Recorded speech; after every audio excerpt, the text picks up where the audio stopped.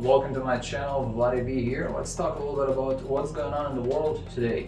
And what's going on in the world today is ridiculous. Nobody knows what's actually going to happen, and I want to have a little philosophical discussion to maybe try and predict what exactly may be happening, because nobody knows. Nobody at all knows what's going to happen to the economy, to the market, the stock market, the crypto market, the housing market. Everything is under question right now, and nobody knows. And if they say that they do, they're just lying. Everybody's only giving you their opinions. There's nothing beyond that, because that's the only thing you can do, give opinions. Who knew that there was going to be a war between Ukraine and Russia? Who knew that something like this is going to happen in 2022? Nobody had an idea. Although there are a few people out there, in Russia in particular, and other parts of the world, who knew that Putin had those tendencies and he might be doing something like that in the future. But of course, back then it was just theories, which today came into life. So no longer a theory.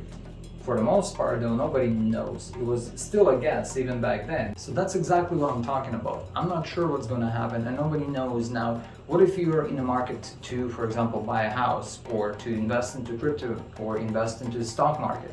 What should you do? Should you invest or should you wait?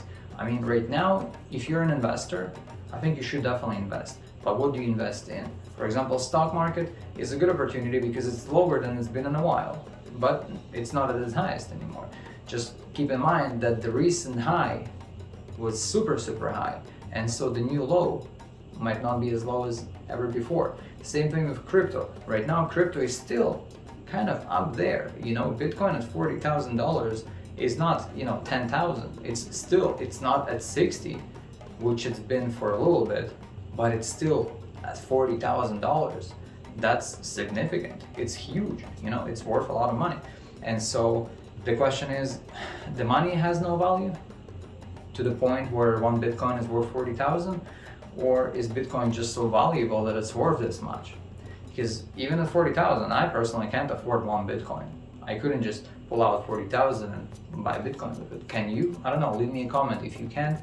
We'll congratulate you all together. But I can't, and I wish I could, because I probably would have. I'm watching all those sorts of videos, reading, doing research, and I'm realizing that there are a lot of people out there that are waking up these days and thinking, what's going to happen to the dollar? Are we even going to have a dollar in the next few years? Is it going to disappear in the next 5 to 10 years? Because some people think that it might.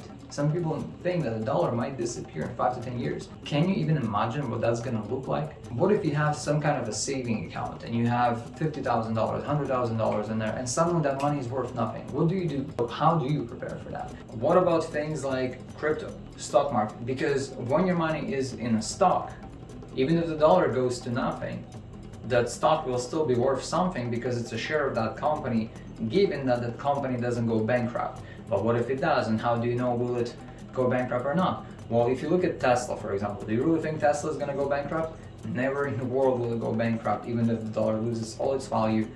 I don't think Tesla will be bankrupt because Elon Musk is behind it, and it's a really smart dude. When you look at things like this, Tesla will definitely be worth something. So even if the stock goes down and you're able to purchase it because Tesla is expanding. It's actually opening its new factory, if it hasn't opened already, in Germany.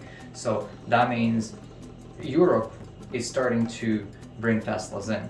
It's going to be huge, and it's going to keep growing. So same thing with other vehicle manufacturers that are keeping up with the trends, because right now there is no manufacturer out there, almost none, that don't make some kind of electric car coming out in the next couple of years.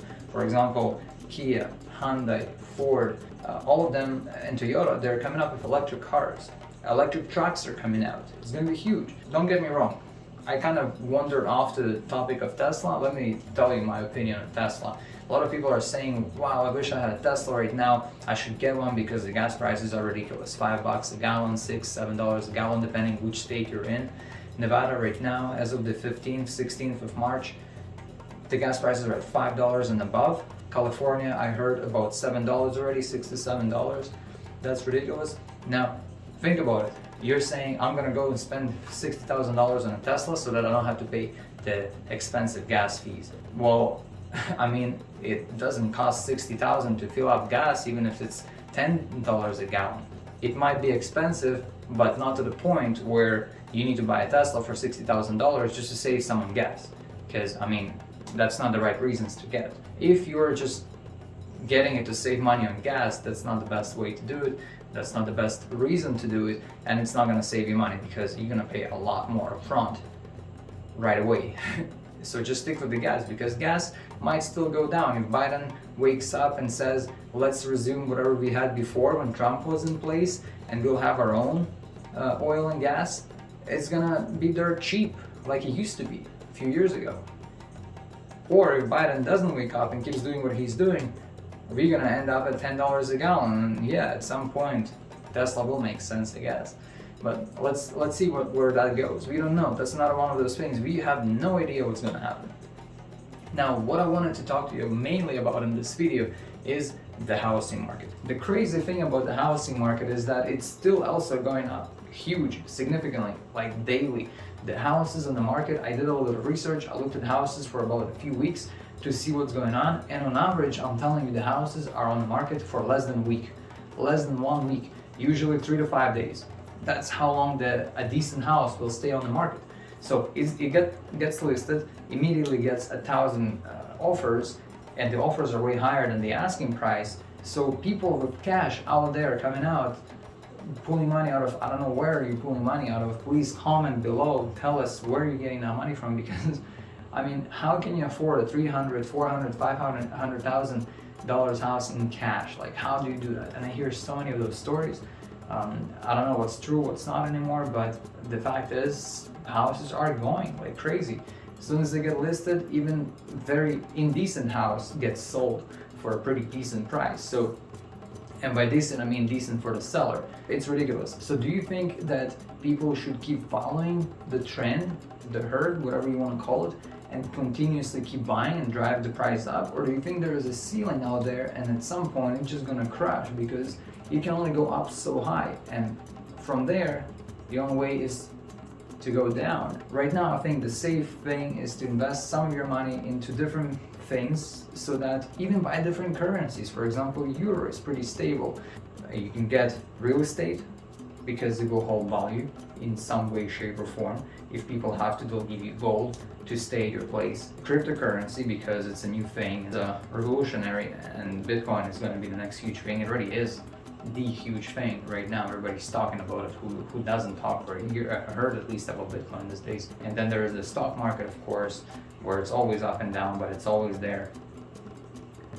So yeah, the housing market, real estate, crypto, stocks, gold, other commodities, things like this. What should you invest in? Leave some comments below with your thoughts, what to do in this crazy times to protect whatever you may have. So if you have a little bit of money in a savings account, or if you have real estate, or if you have a mortgage that you have to pay, if you have a vehicle that you have to pay, what happens if the money just goes, I don't know where, just gone, you know?